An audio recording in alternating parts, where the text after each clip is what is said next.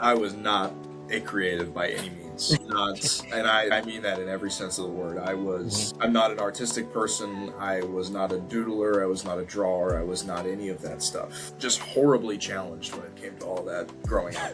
There's not really a lot of gatekeeping that goes on. People want everybody to be better. There is an imposter syndrome that you get worried about in college athletics sometimes, where you compare yourself to the top creatives in the country.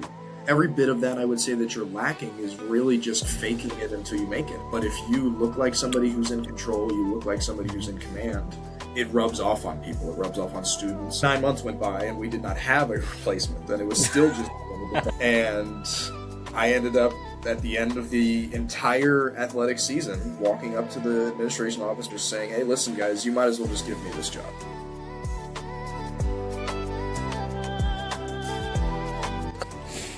Well, good day, good people. Welcome to another episode of From Good to Pro podcast, where we talk to professionals who have gone from good to pro in their industry. These people took the leap of faith to go from just ordinary creatives or real estate investors, or anybody in the professional creative or professional industry. They went from good to pro, and it took them a journey. So before we get started, definitely make sure you like and subscribe to the page.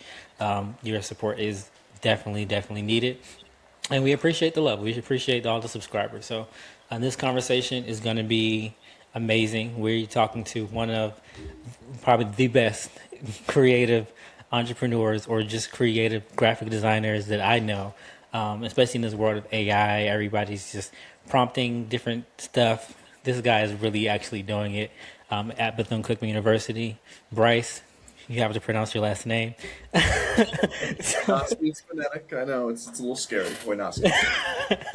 But man, I appreciate you hopping on the show, man, and taking the time. I know you're a busy man, handling all kind of stuff at Bethune-Cookman University, man. But tell us a little bit about your rise in college sports, man. Yeah, of course, absolutely. I appreciate the invite. It's kind of surreal to me, just kind of getting to this point. And this point, in the grand scheme of things, isn't necessarily the top of the mountain by any means. But even just in the path that I've gone through here, even for you to just think of me, I know, as a friend, but as someone who is worthwhile for an outlet like this is an honor. So I really do appreciate it. I'm currently serving as the Director of Athletic Communications at Bethune-Cookman University. I've been here since October of 2021. Prior to that, I did my undergrad at Stetson, just down the road. I've worked in the sports industry since I started in undergrad, kind of leaning into traditional sports information director type roles. And then even in the last decade, really, since I've been in and out of school, we've seen the industry just completely flip in the way that creative content is prioritized. And with it, my role has kind of changed to kind of go after that. So I know we've got a lot that we can touch on specifically about it, but it's been a complete 180. And my career path, I think, has kind of followed that overall outline for college athletics. In that shift from, again, traditional nuts and bolts, statistics, game operations type deal, all the way up to managing our now 4-person creative department here at BCU. Awesome. So what was the journey to get to that point? Was it something that was always in you to be a creative, or is something you stumbled across? I was not a creative by any means. Not, and I mean that in every sense of the word. I'm not an artistic person. I was not a doodler. I was not a drawer. I was not any of that stuff. Just horribly challenged when it came to all that growing up. I know a lot of kids, like, that's their jam, right? You're in between classes, you're doing other things, you're drawing, that wasn't me. I couldn't do it. I'm stick figures, that's all I got. But when I went to Stetson, I had the opportunity. I had to, choose. I wanted to do some kind of work alongside of undergrad. I didn't want to just do school and that's it. I wanted to get a job. And Stetson has a great portal at the time for student jobs, and one showed up in the athletic department. And I knew when I went to school that I wanted to do something in sports. I was a communications major. I always saw my path as somewhere in the radio realm. I grew up religiously listening to traditional local sports talk. both in Tampa, in my hometown, and then also up in Boston, where my dad's from. Just loved it, like especially the caller radio. I loved it. I was a big public speaker in high school. I did a lot of stuff in our drama department. Nice. I wouldn't call myself a theater kid by any means, but I did get involved in a lot of the public speaking opportunities there. So that was where I saw my angle, and I saw, okay, it's a chance to get involved in the athletic department. I don't have to drive anywhere. I don't have to do any of this. It's better than working at Publix or Walmart or whatever else. So I jumped in, and the title was just Athletic Communications Office Assistant. So it's nothing glamorous. It's nothing, high end. It's certainly nothing creative. Yeah, office I got assistant it. is really same. Like, Right. Right. yeah. I mean, it started off as I would show up at 8 a.m. on a Wednesday and I would write up a recap of tennis. I would do these tennis notebooks where I'm just recapping. And tennis is about the most formulaic sport you can think of from a sports information standpoint because it's all kind of the same. So and so won 6-2. So and so won on court 3-4-1. Like whatever. It's that kind of basic. It was between that and mostly statistics at events. I would show up, and we were in the middle of a transition between stat programs at the NCAA level. The old heads didn't want to learn the new software, so they gave the kid the chance to do it, and that was it, right? So that was essentially my gig for 4 years, was stats and some writing stuff, which was good. I value that stuff. The writing in particular, we can kind of touch on as something that I think is really underappreciated in the creative space. But it wasn't anything creative in the slightest. Not a bit. I didn't touch. I mean, you can consider writing creative, but in terms of what we think about as sports creative, Yeah. it was not. It was a traditional role. So then after school, I poked around in SID jobs, sports information director jobs, because I had the experience doing that already. So I figured, it's not radio, it's not glamorous, but I knew I could jump right in somewhere and succeed right away. So I poked around. I had a few offers at some smaller schools, some NAIAs, some other things that just didn't really work out for me financially or location-wise or whatever. I ended up getting a call from Ruben Perez, who was the director of athletic communications here at the time. He had been on the job for about 3 weeks. I was just looking for somebody to do exactly what I had done at Stetson. He's like, I just need somebody who can do stats and help me write all this stuff. Because he was a one-man show at the time. And that is a lot to ask of a Division I sports info guy, Yeah. no matter what school it's at. That's a lot to ask to cover all those sports. So just needed some help. Knew I was local, knew I could come right in and fit in. So I just kind of slid into that role. About 2 weeks on the job, doing that sort of stuff, right? A lot of writing, a lot of stats, website maintenance, etc. He takes me to lunch. We sit down. We'd gone to lunch before. It wasn't like a new thing, but we sit down at the table and we talk for like 5 minutes, and he hits me with the hammer and that, hey, listen, my wife doesn't want to move here. Things haven't worked out for me on the personal life side like I wanted. I'm leaving. And I'm sitting here dumbfounded. Like, what do you mean you're leaving? You're like, this is nuts.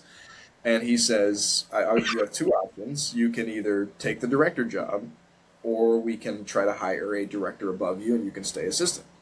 And I was fresh out of school. I had never been involved in the day-to-day of a sports info department, so I didn't want to touch it. I was, terrified. I really was, which looking back, I shouldn't have been, but I was.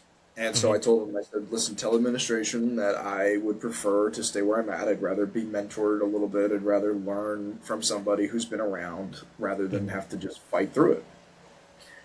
And then 9 months went by, and we did not have a replacement. And it was still just the department doing everything.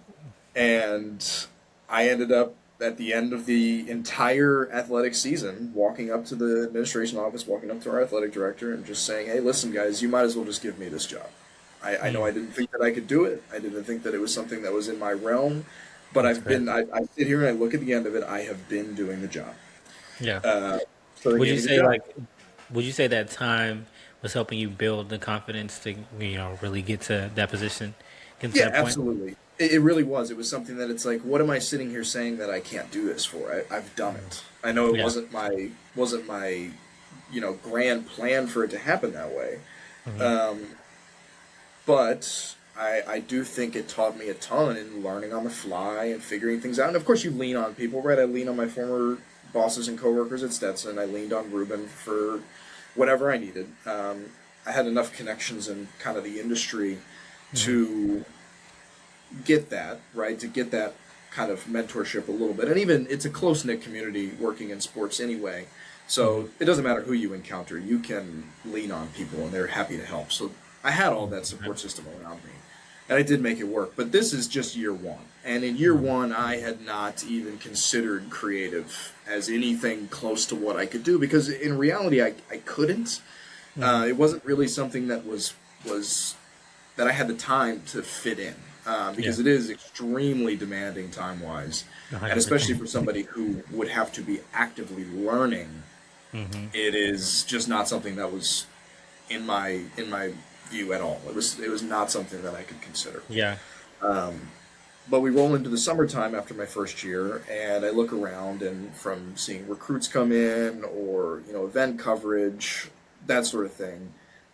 We did have a great photographer here at the time, Romeo Guzman. He's still working with us now. So it wasn't like we were completely barren at events on things. We did have one shooter. We had a handful that would bounce around and help us out. But I looked at it and I said we needed to be capable of more from within our office. So I just went to Romeo. I said, I'm going to try this photography thing. What do I do? What do I get? What do I do? So he just sent me a little, he's a Nikon guy. I know that's like for creatives in the industry, that's, we don't do Nikon, whatever. He sent me a little setup with a kit lens, the whole deal. He says, here's what I would get if you're just starting out. So I did. I just trusted him. I went with it, rolled with it. Started kind of factoring in photography a little bit in the fall, which is a great kind of piece to start the graphic design thing with. From there, I utilized what is a platform that a lot of lower level schools use, Box Out, which is a kind of a template program that these schools will purchase. And once you've seen a graphic from this program, you'll recognize it across the country, again, especially in these lower level schools. That just lets you plug and play. You put pictures, you put the information in, and it creates the template. Yeah. And did it for a little bit. Just to kind of go back, like, just because we really want to help a lot of up and coming creatives as well too. Getting that advice and really leaning on the people that you knew, and leaning on Romeo, and just really developing your department from something that you didn't even really want to do in the first place. Speak to a little bit about why that's important, like leaning on to people that already know what they're doing. Because a lot of people don't. They're like, oh, I'm gonna figure it out on my own. Like probably the quickest way to really figuring it out on your own is asking somebody else. No question. No question. And like I mentioned, sports is such a tight-knit community, unlike a lot of other industries where everybody, there's not really a lot of gatekeeping that goes on. People want everybody to be better. There is a lot of that camaraderie just because it's an industry that takes advantage of people's love for sports with some, you get some payoff, right? It's awesome to be working at a football stadium instead of in an office. It's great to be a part of these moments in history, winning conference championships, big upset wins for a school like BCU or something similar. It can be rewarding, but it takes advantage of your love for the game in the hours and the work and the thanklessness of it. So it does. It adds to that camaraderie. And when you have so many people that are willing to jump in wherever you need, it is the only way to do it. And it doesn't have to be direct, right? You can be surrounded with great people that can help you in your immediate vicinity. Romeo is one who was very helpful. But for me, and really when I start to factor in the graphic design piece after I got away from the template software and decided that just wasn't good enough for what we needed to do as a Division One department, it's that kind of indirect help. It's YouTube, it's forums, whether that be a Reddit thread or whatever. Like you don't even have to necessarily interact with these people either, right? There's so much information out there. There's just straight up tutorials. There are people who are offering free templates that you can use and play around with. There's everything. And YouTube and Pinterest, Behance, those kind of inspirational sites into your actual working tutorials, that's the only way to do it. You can fumble around with it all you want, but if you don't lean on people in some respect, you're going to fumble around really bad. And Yeah, Romeo you'll was be really fumbling around for a helpful. while.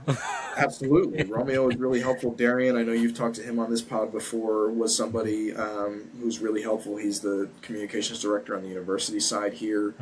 Mhm. And then one of my biggest helps was just leaning on some stuff that the previous creative director here, Jasmine Alston, who I've actually never met or spoken to in person, Mhm. because we were a good handful of years separated from our time here. Yeah. But she left so much stuff behind here that I was able to use and mess around with, templates and designs and things that she had done to kind of set the foundation here. That's the only way that I was able to keep myself afloat and kind of figure everything else out. It's a lot of fumbling around. It's a lot of finding stuff within yourself, but you have to lean on other people for that.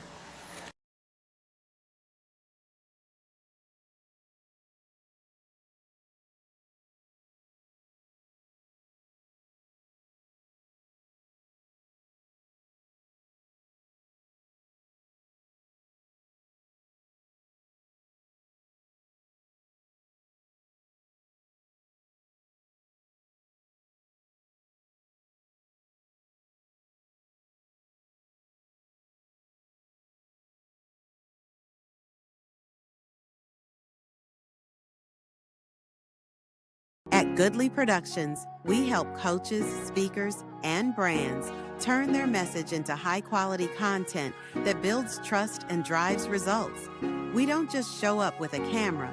We help you plan, shoot, and repurpose content that actually connects with your audience. Whether it's a podcast, promo, event, or social media campaign, our job is to make you look and sound like the expert you already are. So if you're tired of DIY content that's costing you clients, let's fix that and let's create something incredible. No, that is so true. I mean, to your point, like there's really not a lot of gatekeeping. I've never really experienced anyone saying no, do it on your own. They're Right. open and like, look, whatever you need, let me know. Matter of fact, here's my number. Call me.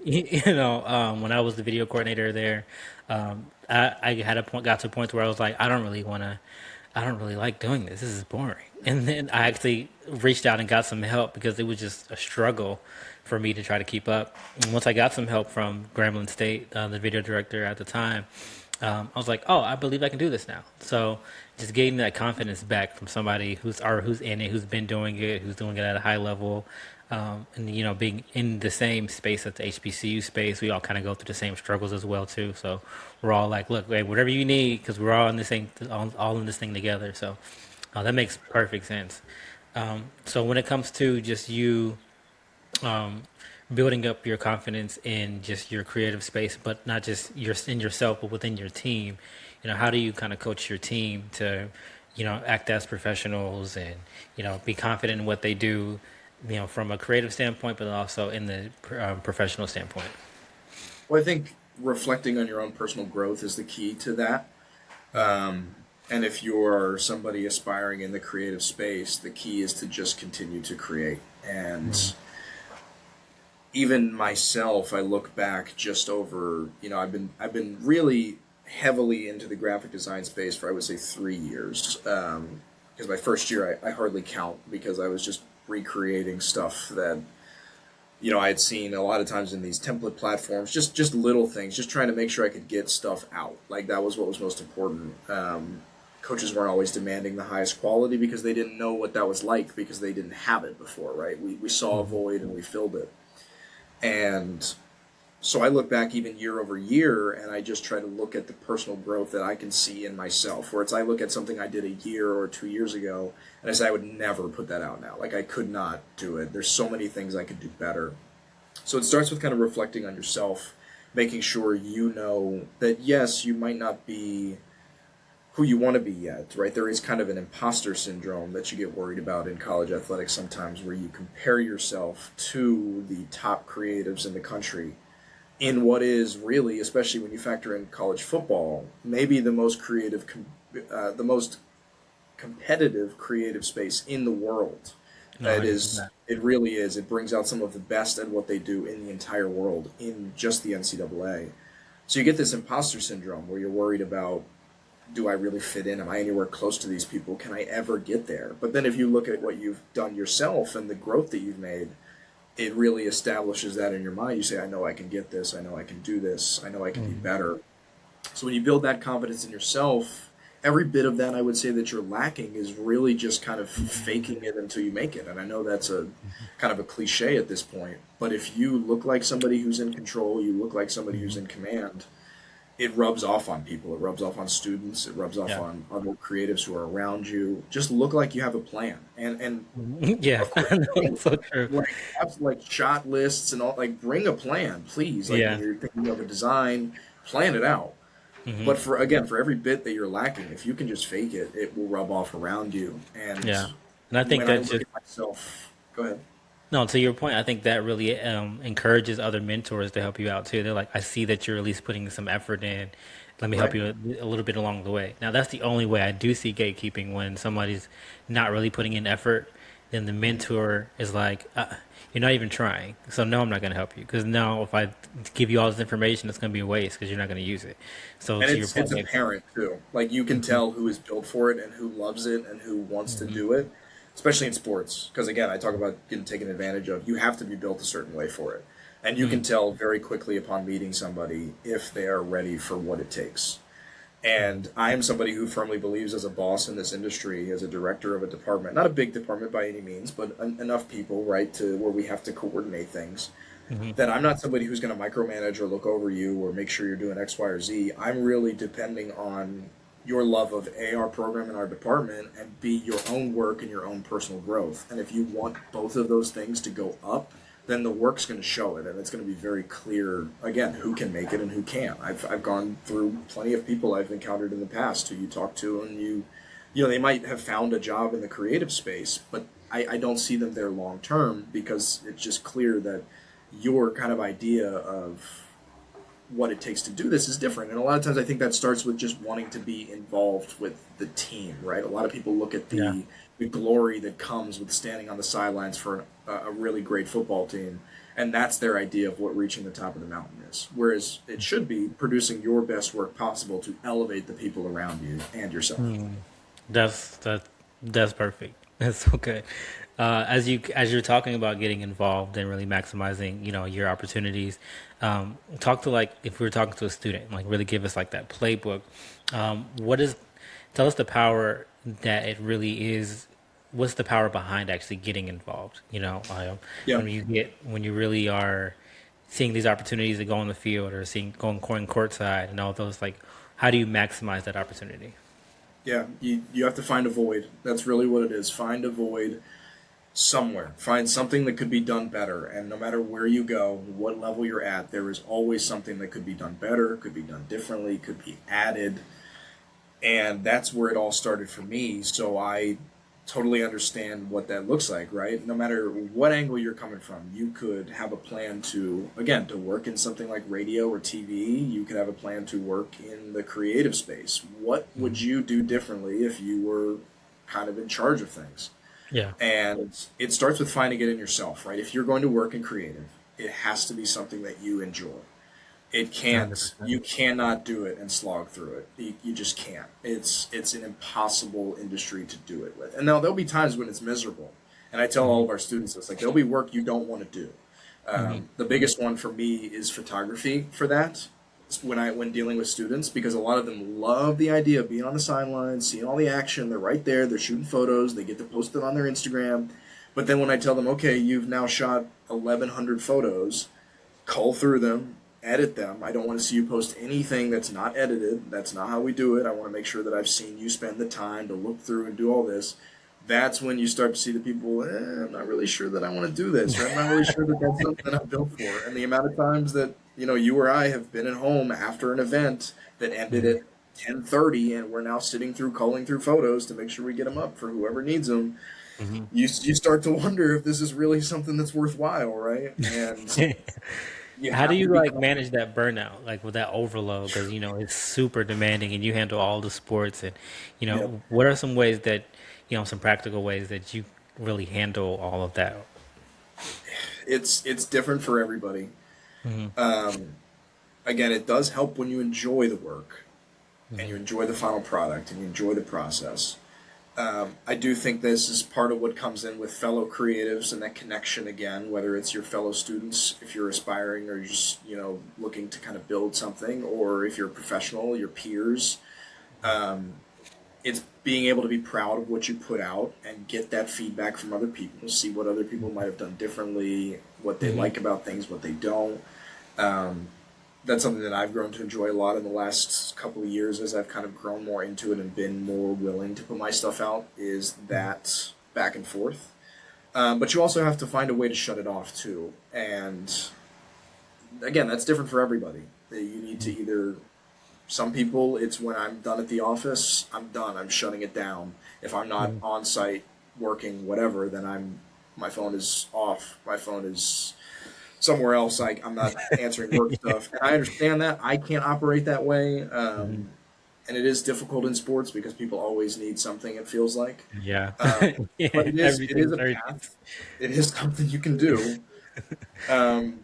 It's different. It's different for everybody. What about you? What is something that you've done to manage it? Because it's different for everybody. Yeah, no, it's extremely difficult, but you do have to find something that does calm you. For me, it was just fitness. Just trying to maintain, working out, making sure whether it's a walk, a run, a full lift session, like something to get me breathing, get me focusing on something else other than all of the workload, because it really never stops. But if you just take a moment to breathe and intentionally do that, like for me, fitness was the thing. And then when I was in my office, I would just leave my office and walk around campus, or go on a walk, or just do that type of stuff to keep your body moving, so you're not just like sitting and seeing all the emails and the flood of stuff like that. So that was my main thing. Yeah, music was big for me too. I would always use it as a chance to catch up on albums of stuff that I wanted to listen to, find a new artist that I wasn't, like, just that stuff going on in the background was really helpful, because it felt like I was doing both sides, right? I was getting work done, but I was also doing stuff that I might be doing if I wasn't working. So you kind of 100%. I'll play music like while I'm working, especially if I'm doing photos. I'll play some music, and then that gets me through for sure. When you're talking to younger creatives, do you find it hard to critique their work, and what do you feel like that is to why is it difficult to critique younger creatives? it is difficult, because I've been there, and I've been there not that long ago. The unique thing about here in this opportunity was, again, because I was kind of filling a void that a lot of these coaches weren't interested in, I often didn't have the luxury of having a critic over top of me, which was good in that I could churn stuff out faster and work through my own workflow, but also bad in that I did not get that constructive bit like you could have if there was a creative director over top of me or something similar. I was all kind of just judging things based on what I thought, what I saw, whatever. But kind of knowing that that's my journey, it does make it difficult at times to critique students, because I like the idea of going through your own flow and your own thing. And everybody does things differently. The workflow is completely different from one person to another, and how you get from A to B. But it also depends on the student, right? And this is something that I would be encouraging about to anybody that's looking to get into it, is you have to be willing to take the criticism, of course. That's an obvious one. But I also think that you need to be your own harshest critic, in that you need to be able to sit down and have a conversation with somebody who is critiquing you maybe, and have your own ideas about what changes would need to be made, what things that, techniques you could try, different things, right? You need to be harsh with your own work. Because not only will it make the critique process easier from a mental standpoint, when you're already coming in knowing that there are improvements that could be made, but it also will help your relationship with your supervisor, who will, I would love to see somebody come in and have that kind of conversation, really sit down and just have the nerdiest graphic design, Photoshop talk that you possibly could. And you see it. You know that they want the growth. You know that they want to be better. You can see the desire for improvement. It makes a massive difference. Yeah. Yeah, and I think that's extremely important, especially now and today where everything's AI generated and all those things. And I was talking to a class actually at Cookman and saying, look, if you're a graphic designer right now, what you definitely should be doing is mastering your skill because a lot of people are just AI. But at some point, probably at some point soon, people are going to want to hire real, authentic people who are creating real, authentic creatives. And it's right now it's kind of rare. I don't even think it's. I don't. I definitely don't think it's a dying breed. I definitely think it's just not looked at right now. But when people are really skilled at what they do, especially the graphic designers, like, it blows my mind because I'm like, I could never create like the real graphic designers.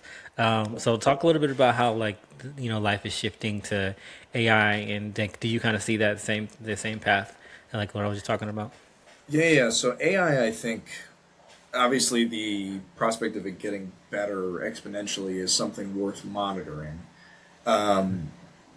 But there is a human element that is something that AI, I don't think, and again, me and you are simple brain, we're not going to be able to project AI into the future like Yeah, experts could.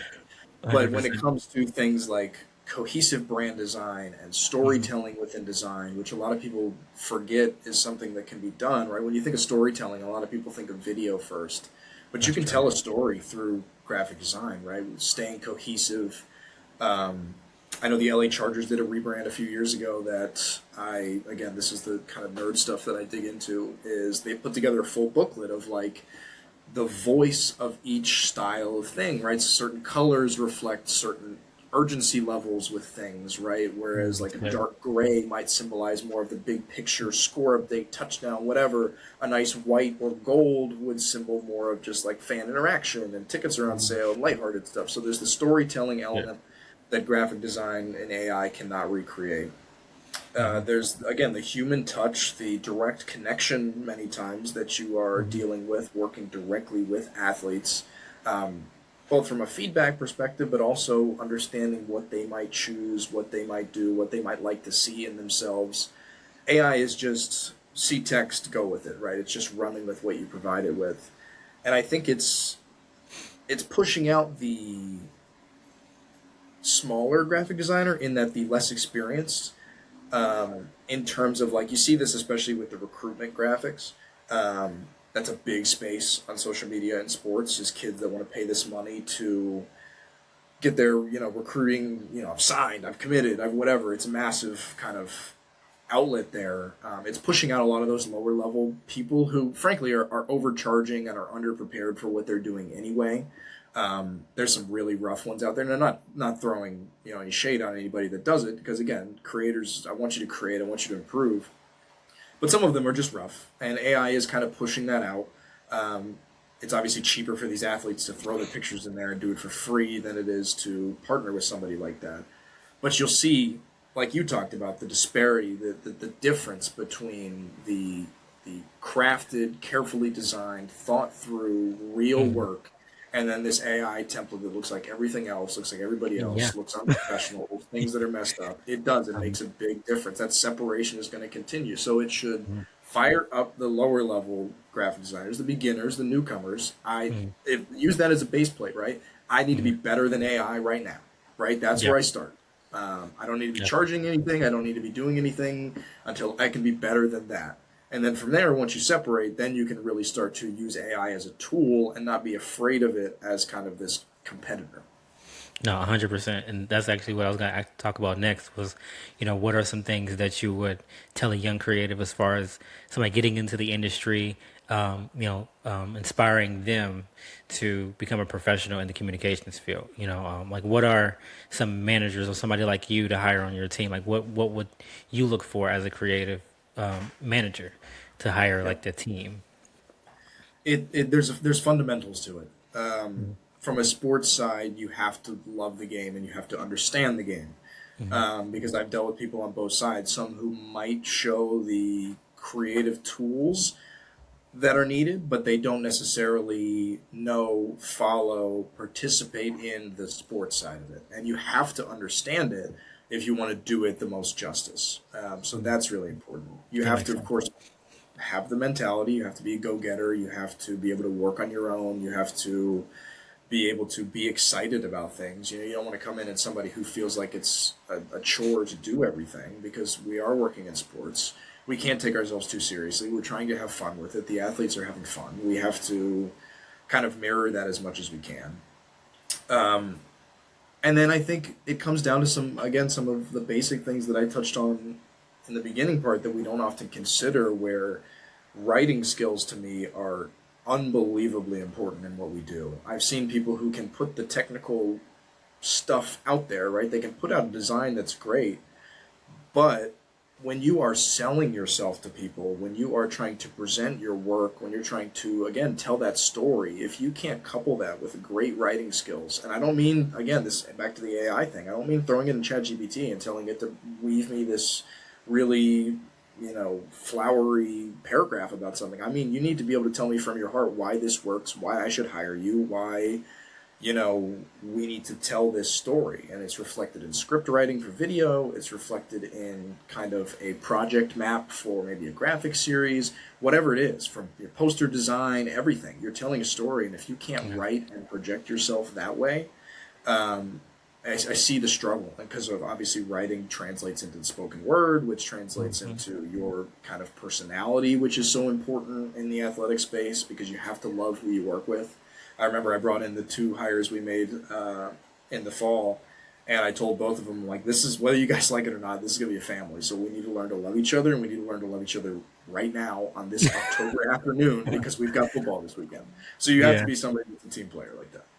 No, that makes perfect sense. I think that's great. I think, on the creative side, you definitely have to still be a team, because, you're going to definitely lean on each other, like, very, very often. It's going to be late nights. It's going to be early mornings. You're going to be frustrated, but, we just know we have each other's back. So that makes total sense. So when it comes to just this space you're in now, it's from Stetson to HBCU sports, and then you've traveled and we played other bigger schools. Do you see a difference in just some of the creative spaces, or do you feel like it's kind of all, like the skill level is all kind of the same? It's just the, HBCU versus, my University of Miami or somebody like that. Your biggest disparity off the jump is mostly an equipment issue, because it gets really pricey really quickly. Yeah.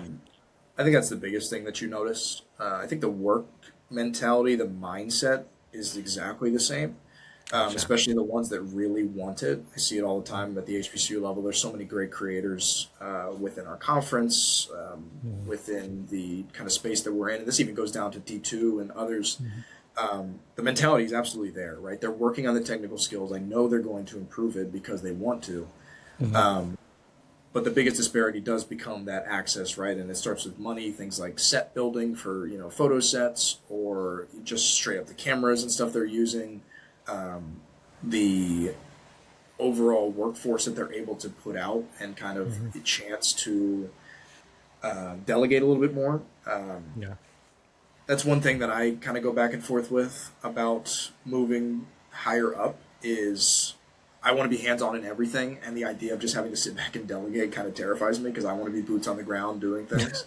But you do see the benefits of it, right? When you go to places like Miami or Florida or wherever. But from a creative standpoint, from the people that make it happen, I think you see the same kind of people no matter what level you go. They're just more experienced. They've put more time into it. They have worked in it longer. I think that a kid coming out of school with 30 minutes of experience and the same, go-getter kind of mentality is in just as good of a spot as somebody who's been working at Florida State for 10 years. It's just a matter of the time you've been able to put in and, how much you've been able to kind of hone your craft. That's awesome, man. As we wrap up, just quick advice that you would give somebody who is good at what they do. They're a good graphic designer. I know we kind of touched on it, but just kind of put a, big bow on it. They're a graphic designer right now. They're at the beginning. They're good. How do they become a professional and, start to really move in this industry as a professional? Treat your work like it's professional. Just because you are a quote-unquote amateur doesn't mean that you can't treat your workflow, your approach, your opportunity to sell yourself as if you were a professional. The one that everybody always throws out is make sure your portfolio is outstanding, right? You don't have to put everything you've ever done on a portfolio. Make sure you are highlighting what is most important, what is your best work, what you are proudest of, and make it look professional, right? So many kids just want to throw up an Instagram account and they want to just post it, which is fine and a great outlet, and you should do that. But that's not necessarily going to make you stand out in a super crowded world. Treat it like a professional standpoint from that angle. That goes the same thing for your resume. Make sure it's as perfect as you can get it. Make it your own. Make sure you tailor it for where you want to go and what you want to do. And again, the workflow. Treat what you're doing like as if it were professional. Set time aside for it. Don't just kind of. I mean, you can still hop on at 11 o'clock at night and mess around in graphics if you want to improve. But I'm talking about when you are really wanting to be the best you can. Make sure you set some time aside. Make sure I'm going to give this 2 hours a day. I'm going to, when I'm having dinner at night or whatever, instead of watching whatever I might normally watch on Netflix, let's put on some tutorials. Let's focus on improvement, right? Treat it like learning a language. Treat it like doing a class. Like, improve yourself. Set the time aside. Handle yourself like a professional. And then once you have both of those things together, then you sell yourself. Then you start to approach people, and it might start working for free. It might start working for almost nothing. In the money department, but go out there and show people that you are a professional, that you're ready to jump in, that you are ready to do whatever it takes, whether that is, right off the rip, you're designing our game day posters, or right off the rip, you are cutting out credentials for football, like I was doing when I first got into this office. Do whatever it takes, right? You are a professional. You are here to do what you are, told to do, assigned to do. And handle that. Handle yourself that way, and people will see it, and people will want to be a part of your crew. Man, that's perfect, man. No, I appreciate it. I think this is really sound advice for creative professionals, and me obviously being a creative as well too. I really want to help a lot of young creatives really go from good to pro, because it's not easy, but it's definitely rewarding. Once you lock in and really teach yourself and hone in on those skills, you'll go far. I mean, it's really, the possibilities are endless for sure. So, I definitely appreciate your time, man. And definitely like and subscribe. Make sure you share this podcast with somebody else that may need to hear it. The goal is to help any individual go from good to pro. And like Bryce was saying, we don't gatekeep. So the goal is to really help as many people as possible with this information, man. And thanks, Bryce, again, man, for hopping on the pod. And we'll see you on the next episode.